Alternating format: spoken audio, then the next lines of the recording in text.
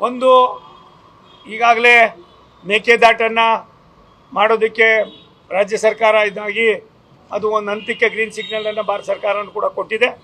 DPR ಮಾಡುವಾಗ ಕೆಲವು ನ್ಯೂನತೆಗಳಿದ್ದು ಆ ನ್ಯೂನತೆಗಳನ್ನು ತಾಂತ್ರಿಕ ವ್ಯವಸ್ಥೆಯನ್ನು ಸರಿಮಾಡಿಸಿ ಮತ್ತು ಕನಿಷ್ಠ ಒಂದು 50-60 ವರ್ಷ ಆದರೂ ಕೂಡ ಈ ಮೇಕೆದಾಟು ಭಾಗದಲ್ಲಿ ಇರ್ತಕ್ಕಂಥ ಕುಡಿಯೋ ನೀರಿನ ವ್ಯವಸ್ಥೆಗೆ ಯಾವುದೂ ಇದಾಗಬಾರ್ದು ಅನ್ನೋದನ್ನು ಹೇಳಿ ಮೌಖಿಕವಾಗಿ ಹೇಳಿ ಅದನ್ನು ಕಳಿಸಿದ್ದೀವಿ.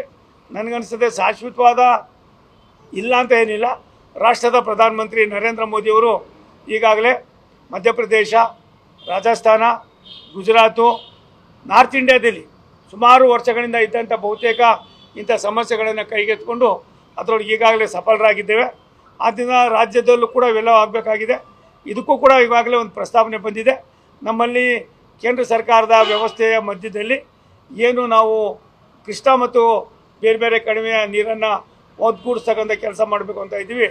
ಅದನ್ನು ಕೂಡ ಚರ್ಚೆಗಳಾಗ್ತಾಯಿದೆ.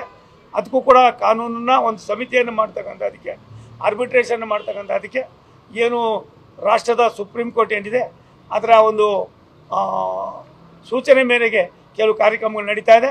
ಭಾರತ ಸರ್ಕಾರ ಇಂಥ ವ್ಯವಸ್ಥೆಯಲ್ಲಿ ಮುಂದಿನ ಪೀಳಿಗೆಯನ್ನು ಗಮನದಲ್ಲಿಟ್ಕೊಂಡು ನೀರಿಗೆ ಎಷ್ಟು ಮಟ್ಟಿಗೆ ಅವಶ್ಯಕತೆ ಇದೆ ಅನ್ನೋದನ್ನು ಮನಗಂಡು ಈ ಕೆಲಸವನ್ನು ಮಾಡ್ತಕ್ಕಂಥದ್ದಕ್ಕೆ ನಾವು ಈಗಾಗಲೇ ಕಾರ್ಯೋನ್ಮುಖರಾಗ್ತಾ ಇದ್ದೀವಿ.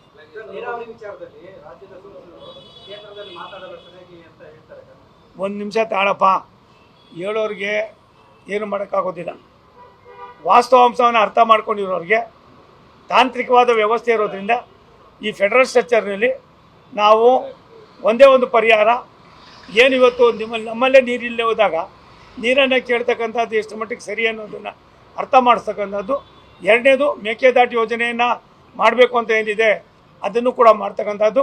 ಮೂರನೇದು ನದಿ ಜೋಡಣೆಯನ್ನು ಸಮರ್ಪಕವಾಗಿ ನಿರ್ವಹಣೆ ಮಾಡ್ತಕ್ಕಂಥದ್ದಕ್ಕೆ ಸುಮಾರು ವರ್ಷಗಳಿಂದ ಏನು ಈಗಾಗಲೇ ಅದು ಪುಸ್ತಕದಲ್ಲಿದೆ ಅದನ್ನು ಕಾರ್ಯರೂಪಕ್ಕೆ ತರ್ತಕ್ಕಂಥದ್ದಕ್ಕೆ ನಮ್ಮ ರಾಷ್ಟ್ರದ ಪ್ರಧಾನಮಂತ್ರಿ ನರೇಂದ್ರ ಮೋದಿಯವರು ಚಾಲನೆಯನ್ನು ಕೊಟ್ಟಿದ್ದಾರೆ. ಅದು ಒಂದು ರೂಪಕ್ಕೆ ಬರ್ತಾ ಇದೆ. ಒಂದು ಈಗಾಗಲೇ ಮೇಕೆದಾಟನ್ನು ಮಾಡೋದಕ್ಕೆ ರಾಜ್ಯ ಸರ್ಕಾರ ಇದಾಗಿ ಅದು ಒಂದು ಹಂತಕ್ಕೆ ಗ್ರೀನ್ ಸಿಗ್ನಲನ್ನು ಭಾರತ ಸರ್ಕಾರನೂ ಕೂಡ ಕೊಟ್ಟಿದೆ. DPR ಮಾಡುವಾಗ ಕೆಲವು ನ್ಯೂನತೆಗಳಿದ್ದು ಆ ನ್ಯೂನತೆಗಳನ್ನು ತಾಂತ್ರಿಕ ವ್ಯವಸ್ಥೆಯನ್ನು ಸರಿಮಾಡಿಸಿ ಮತ್ತು ಕನಿಷ್ಠ ಒಂದು 50-60 ವರ್ಷ ಆದರೂ ಕೂಡ ಈ ಮೇಕೆದಾಟು ಭಾಗದಲ್ಲಿ ಇರ್ತಕ್ಕಂಥ ಕುಡಿಯೋ ನೀರಿನ ವ್ಯವಸ್ಥೆಗೆ ಯಾವುದೂ ಇದಾಗಬಾರ್ದು ಅನ್ನೋದನ್ನು ಹೇಳಿ ಮೌಖಿಕವಾಗಿ ಹೇಳಿ ಅದನ್ನು ಕಳಿಸಿದ್ದೀವಿ. ನನಗನ್ನಿಸ್ತದೆ ಶಾಶ್ವತವಾದ ಇಲ್ಲ ಅಂತ ಏನಿಲ್ಲ.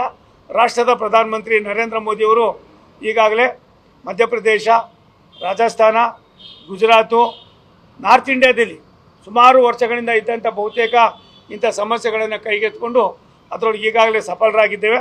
ಆದ್ದರಿಂದ ರಾಜ್ಯದಲ್ಲೂ ಕೂಡ ಇವೆಲ್ಲ ಆಗಬೇಕಾಗಿದೆ. ಇದಕ್ಕೂ ಕೂಡ ಈಗಾಗಲೇ ಒಂದು ಪ್ರಸ್ತಾವನೆ ಬಂದಿದೆ. ನಮ್ಮಲ್ಲಿ ಕೇಂದ್ರ ಸರ್ಕಾರದ ವ್ಯವಸ್ಥೆಯ ಮಧ್ಯದಲ್ಲಿ ಏನು ನಾವು ಕೃಷ್ಣ ಮತ್ತು ಬೇರೆ ಬೇರೆ ಕಡಿಮೆಯ ನೀರನ್ನು ಒದಗೂಡಿಸ್ತಕ್ಕಂಥ ಕೆಲಸ ಮಾಡಬೇಕು ಅಂತ ಇದ್ದೀವಿ. ಅದನ್ನು ಕೂಡ ಚರ್ಚೆಗಳಾಗ್ತಾ ಇದೆ. ಅದಕ್ಕೂ ಕೂಡ ಕಾನೂನನ್ನ ಒಂದು ಸಮಿತಿಯನ್ನು ಮಾಡ್ತಕ್ಕಂಥದ್ದಕ್ಕೆ, ಆರ್ಬಿಟ್ರೇಷನ್ ಮಾಡ್ತಕ್ಕಂಥದ್ದಕ್ಕೆ ಏನು ರಾಷ್ಟ್ರದ ಸುಪ್ರೀಂ ಕೋರ್ಟ್ ಏನಿದೆ ಅದರ ಒಂದು ಸೂಚನೆ ಮೇರೆಗೆ ಕೆಲವು ಕಾರ್ಯಕ್ರಮಗಳು ನಡೀತಾ ಇದೆ. ಭಾರತ ಸರ್ಕಾರ ಇಂಥ ವ್ಯವಸ್ಥೆಯಲ್ಲಿ ಮುಂದಿನ ಪೀಳಿಗೆಯನ್ನು ಗಮನದಲ್ಲಿಟ್ಕೊಂಡು ನೀರಿಗೆ ಎಷ್ಟು ಮಟ್ಟಿಗೆ ಅವಶ್ಯಕತೆ ಇದೆ ಅನ್ನೋದನ್ನು ಮನಗಂಡು ಈ ಕೆಲಸವನ್ನು ಮಾಡ್ತಕ್ಕಂಥದ್ದಕ್ಕೆ ನಾವು ಈಗಾಗಲೇ ಕಾರ್ಯೋನ್ಮುಖರಾಗ್ತಾ ಇದ್ದೀವಿ.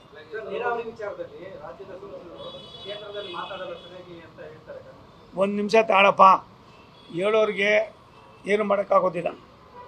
ವಾಸ್ತವಾಂಶವನ್ನು ಅರ್ಥ ಮಾಡ್ಕೊಂಡಿರೋರಿಗೆ ತಾಂತ್ರಿಕವಾದ ವ್ಯವಸ್ಥೆ ಇರೋದ್ರಿಂದ ಈ ಫೆಡರಲ್ ಸ್ಟ್ರಕ್ಚರ್ನಲ್ಲಿ ನಾವು ಒಂದೇ ಒಂದು ಪರಿಹಾರ ಏನು ಇವತ್ತು ನಮ್ಮಲ್ಲೇ ನೀರಿಲ್ಲದೆ ಹೋದಾಗ ನೀರನ್ನು ಕೇಳ್ತಕ್ಕಂಥದ್ದು ಎಷ್ಟು ಮಟ್ಟಿಗೆ ಸರಿ ಅನ್ನೋದನ್ನು ಅರ್ಥ ಮಾಡಿಸ್ತಕ್ಕಂಥದ್ದು. ಎರಡನೇದು ಮೇಕೆದಾಟು ಯೋಜನೆಯನ್ನು ಮಾಡಬೇಕು ಅಂತ ಏನಿದೆ ಅದನ್ನು ಕೂಡ ಮಾಡ್ತಕ್ಕಂಥದ್ದು. ಮೂರನೇದು ನದಿ ಜೋಡಣೆಯನ್ನು ಸಮರ್ಪಕವಾಗಿ ನಿರ್ವಹಣೆ ಮಾಡ್ತಕ್ಕಂಥದ್ದಕ್ಕೆ ಸುಮಾರು ವರ್ಷಗಳಿಂದ ಏನು ಈಗಾಗಲೇ ಅದು ಪುಸ್ತಕದಲ್ಲಿದೆ ಅದನ್ನು ಕಾರ್ಯರೂಪಕ್ಕೆ ತರ್ತಕ್ಕಂಥದ್ದಕ್ಕೆ ನಮ್ಮ ರಾಷ್ಟ್ರದ ಪ್ರಧಾನಮಂತ್ರಿ ನರೇಂದ್ರ ಮೋದಿಯವರು ಚಾಲನೆಯನ್ನು ಕೊಟ್ಟಿದ್ದಾರೆ. ಅದು ಒಂದು ರೂಪಕ್ಕೆ ಬರ್ತಾ ಇದೆ.